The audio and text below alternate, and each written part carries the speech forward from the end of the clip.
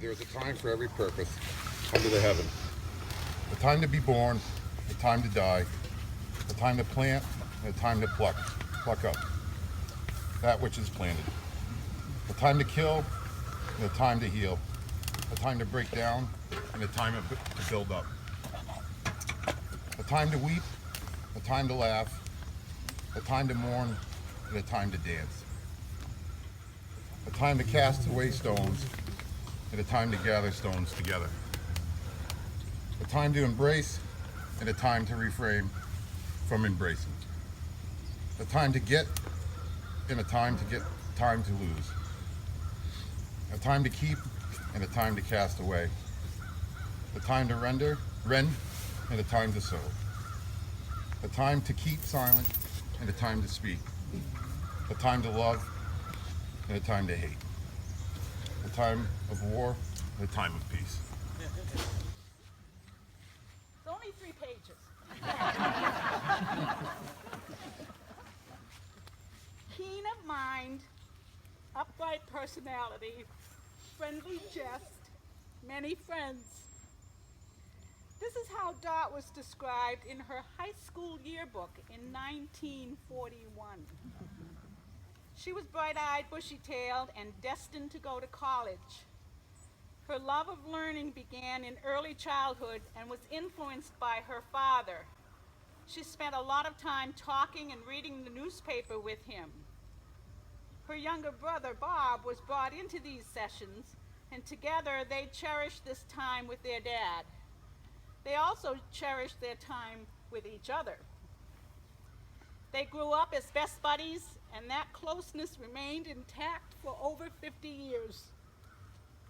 They lived in a nice 2-family house in Brighton, Mass., went to local schools, were fortunate enough to live relatively comfortably despite the Great Depression. All that changed in 1938 when their father died suddenly. Their mother got a job in the Brighton courthouse, and their family moved upstairs in the same 2-family house to live with their grandparents. By 1941, paying for a college education was not possible, but Dot was determined. She negotiated a loan from one of her father's brothers with the promise of paying that loan back upon graduating. She chose to major in chemistry so that she could find work after graduating. And when it came time to begin repaying that loan in 1945, her uncle then negotiated with her a deal to forgive repaying him in exchange for paying her younger sister's tuition instead. A few years later, Dot found a way to change from being a housewife, today we call it being an at-home mother, to being a teacher. She combined her math skills as a chemist, a severe shortage of math and science teachers, and a little push from a space launch called Sputnik. She got a job as a high school algebra teacher. The first half year counted as her student teaching. She took courses and became a certified teacher, a career that spanned the next 24 years. Dot had many friends, going back to young childhood, and we have such a friend sitting with us, Mary Pullman. They were friends at around age 7 in Brighton. Yes.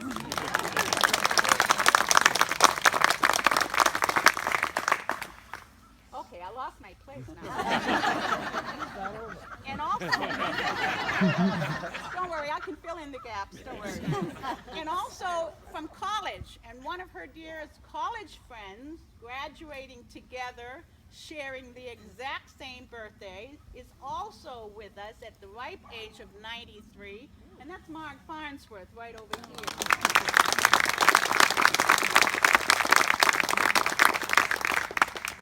But she had all kinds of friends. They were teaching friends. We have several teaching friends who are here with us today from Massachusetts. They're retired now. And she even had, and she had friends from her church group. She had friends from the senior luncheon group. She had wonderful friends in this wonderful neighborhood. Many of you are here today. She even had a group of friends who called themselves the Stitch and Bitch Club. I'm not so sure how much of either they actually did. Her smile was large, showed lots of teeth, including a small space between her front teeth, which earned her a nickname by her 8th grade students. There's an 8th grade student or two in the group, and they'll be able to tell you that nickname. She had, her smile lit up her face, her whole face. She loved to laugh, but no one could make her laugh more than her brother. Every funny man needs a good audience, and she was that audience. She could be funny too, like thrilling over the possibility of being fired as the family cook. She kept a small magnet on her refrigerator which read, "If you don't like my cooking, lower your standards." She was very funny without intending to be so, and often it didn't seem so at the time. Just ask any of us in her family and we'll tell you story after story. There's Karen's story about shopping for a winter coat. There's Dan's story about calling me a dipshit. As Barbara says, Aunt Dot was a force to be reckoned with. The retelling of these stories have left our family in stitches over and over again. Family was always the most important circle of friends to Dot. Her mother and father, brother and sister, nieces, nephews, cousins, aunts and uncles were special to her. She loved my brother and me deeply, and her 4 grandchildren, and always wanted all of us to be fine, upright people in our own right. The fact that we all became friendly jesters with a love for humor and laughter was a joyful extra. She especially wanted us all to love the island and to keep coming back to visit it and enjoy it. Our family is now boasting the newest member who begins our 6th generation of coming to Little John Island.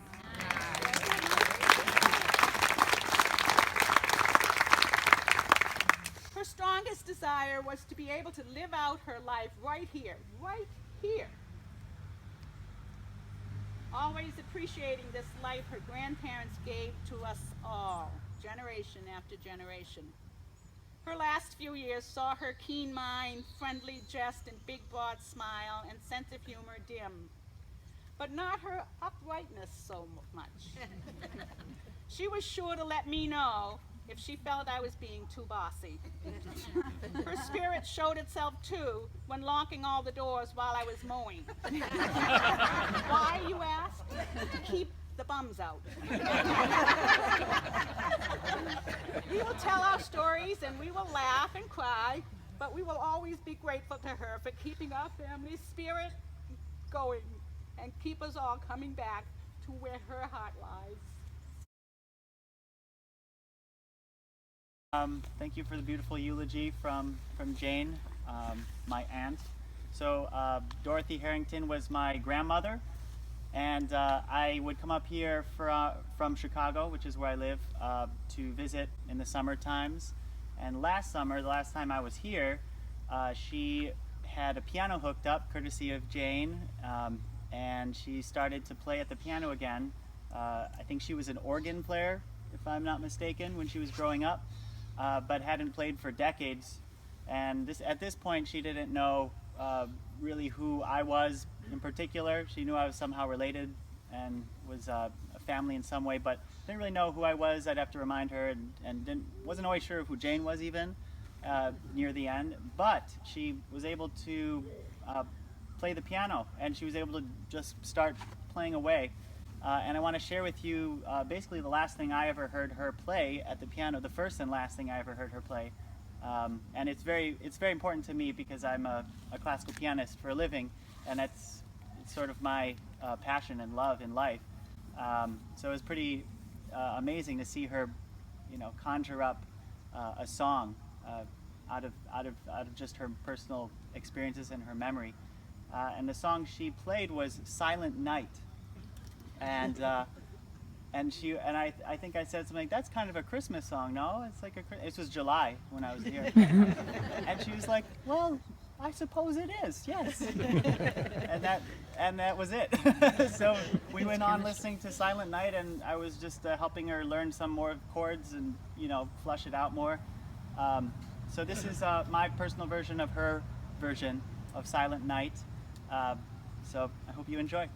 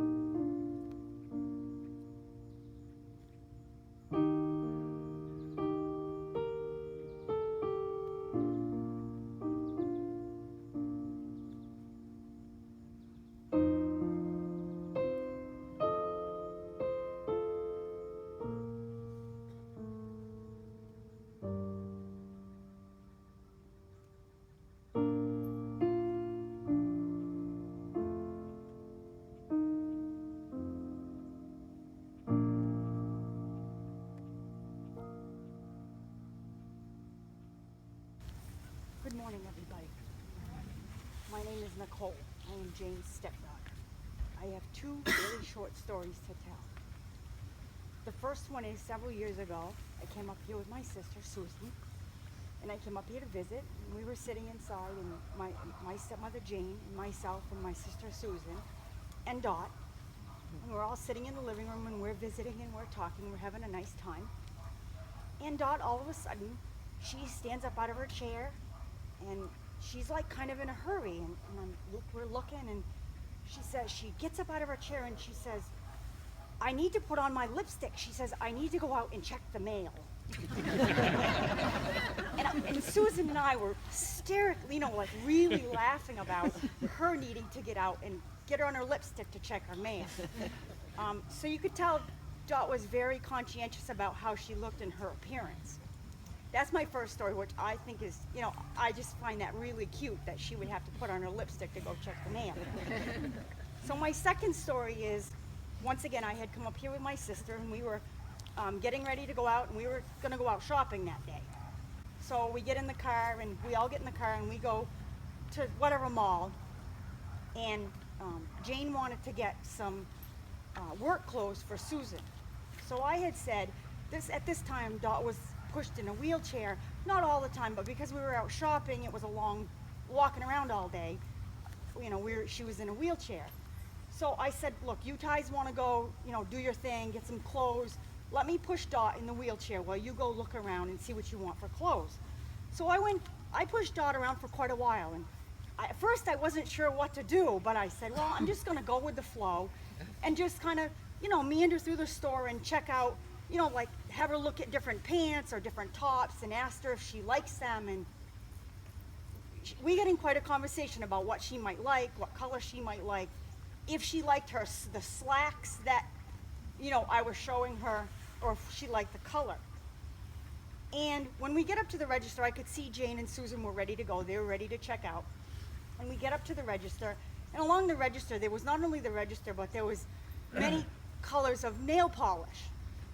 And I remember saying to her, by this time we'd looked at jewelry, we'd looked at clothes, so I knew I knew how to be, like have fun with her. And so we get up at the register, and there's many colors of nail polish. And I said, oh, Dot, here we go. And there was some very, very kind of ugly, as you might put it, and she might have put it, very ugly color nail polish. So today, I have on my color to match my clothes, but to think of Dot and to remember Dot, I have a very ugly, as you might see, a very ugly orange nail polish. But that is all. Thank you.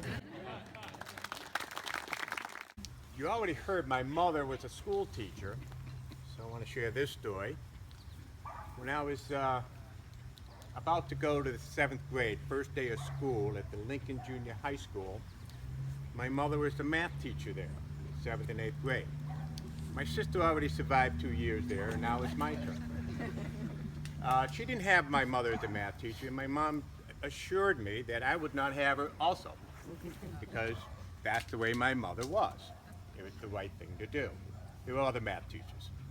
So I go to the first day of school, 7th grade, I get assigned to my division, and I'm supposed to walk with this group of kids to all their classes all day long. And I looked at the little schedule, and I see my math class is the last school, session of the day. It didn't give a teacher name, it just had a room number. It's on the 3rd floor, 306, I think, and I wasn't sure which room my mother was in, but I knew she was on the 3rd floor. So the day went on, and I did nothing. That's what I did. That's how I dealt with things then. I said, well, whatever happens, happens. So we'll see who my math teacher is. So I'm going around and around, and at one point I go up to the 3rd floor to get to another class, and I walk by 306, and sure enough, there's my mother teaching a class. I go, well, I guess I'll be in her class. So finally the end of the day came, I go into her class, I'm walking in with all my new friends, and my mother took one look at me and she said, you stand right there. What are you doing here? I said, hi Mom, I'm in your class. So she said, oh no, no. She goes right to the phone, she calls the office, she has me stand outside. The rest of the kids had no idea what's going on. And then she sent me down to the office. So I left. Well, that's how my mom was. She could be all business sometimes. So, but I wonder why she's all business sometimes. I think of another story with my sister in that cottage long time ago. And we were young. I think she was 4 and I was 3. And I barely kind of remember this, but the story lasts forever. And the story goes that we got up early one morning and we came down and everybody was still sleeping. And the day before and the week before, they were painting that house brown, chocolate brown. Oil-based, lead-based, chocolate brown paint. They also had some white ivory paint for the trim, also oil-based and lead-based. And Jane and I thought, we could finish this job for them. And we got our little dog to help us out, Tuxie. So we started repainting the house. I think the ivy went on the chocolate went on the ivory, and the dog got both. So years later, my mom would tell people, that dog, poor Tuxie, had brown paint on his back for years. It never left. Well, so my mom had a handful, obviously. She had to be serious a lot of times. But her true love and her true passion was this place where we're standing, that house. She spent her first 40 summers in that house. And she spent her next 53 summers in that house, which means she spent every summer of her life right on this island, right on this spot, with that view. So I think she'd be very pleased that we did this, that we had all you come today to stand in this spot on the island to look at that view, but also in the summer, because this island is mostly about the summer.